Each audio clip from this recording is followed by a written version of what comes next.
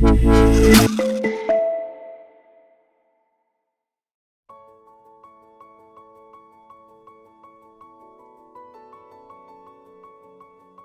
le musée d'art moderne et contemporain de Saint-Étienne est fermé actuellement pour plusieurs mois de travaux. Donc, du coup, l'idée, c'était d'aller hors les murs et de proposer des interventions. Et on a décidé de travailler autour d'un mouvement, d'un courant artistique qui s'appelle Fluxus. C'est un courant qui est constitué d'artistes qui proviennent de différents pays, donc un mouvement, un courant international qui va se créer, voir le jour, on va dire autour des années 60, avec un chef de file, du coup un éditeur, un promoteur, un théoricien qui s'appelle Georges Maciunas, qui va créer son manifeste en 63. Et on va avoir des artistes qui vont travailler la littérature, le théâtre, la musique, les arts plastiques. Donc vraiment un mouvement pluridisciplinaire. Du coup, ici au Collège Les Champs, ce matin, donc, le service des publics du musée d'art moderne et contemporain se déploie pour faire une première action Fluxus. Donc l'idée, c'était d'expliquer qu'est-ce que c'est que ce mouvement aux jeunes élèves. Donc on s'est aidé d'un petit diaporama pour dire quelles sont les missions principales du musée et leur parler de ce courant artistique. Et puis il y a une deuxième partie de l'atelier où là, cette fois-ci, avec les élèves, ils vont créer collectivement une œuvre sous la forme d'une performance. On a choisi une performance d'Alison Knowles, qui est une artiste américaine phare du mouvement Fluxus, qui s'appelle Imprimé en couleur, qui a été réalisée en 1963 à New York et qui est composée de 3 mouvements. Premier mouvement orange, deuxième mouvement noir et troisième mouvement bleu.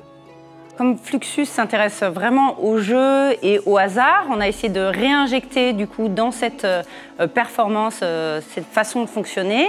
Donc on a proposé aux élèves de créer en 3 temps cette performance, donc 3 mouvements, et de mettre à leur disposition des petits papiers orange sur lesquels ils peuvent intervenir soit avec des ciseaux, alors de façon succincte. On va leur demander aussi de pouvoir, je dirais, se libérer quelque part, leur donner la parole pour dire un mot fort qu'ils aimeraient partager avec leurs camarades.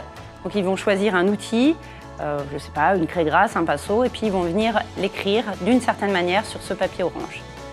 Ensuite, chaque mouvement va durer un certain temps, qui va être déterminé par le fameux lancer de dés. Donc un élève lance 3 dés, on a, je ne sais pas, 8 points, et le premier mouvement va durer 8 minutes.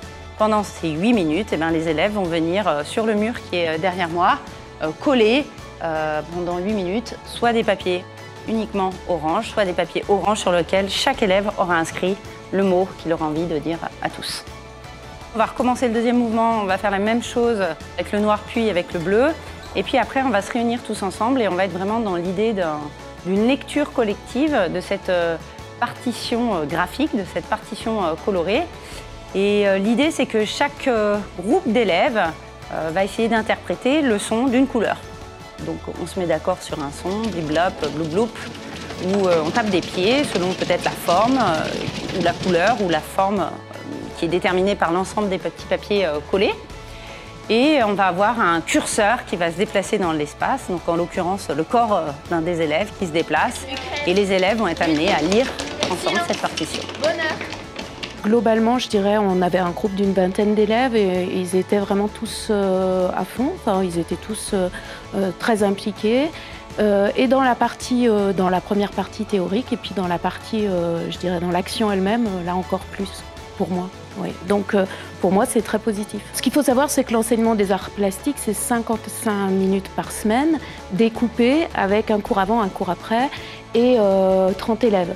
Et donc on n'est jamais dans des conditions, enfin c'est très difficile de travailler sur les installations, sur les performances, parce qu'on est dans un cadre scolaire qui est un peu rigide.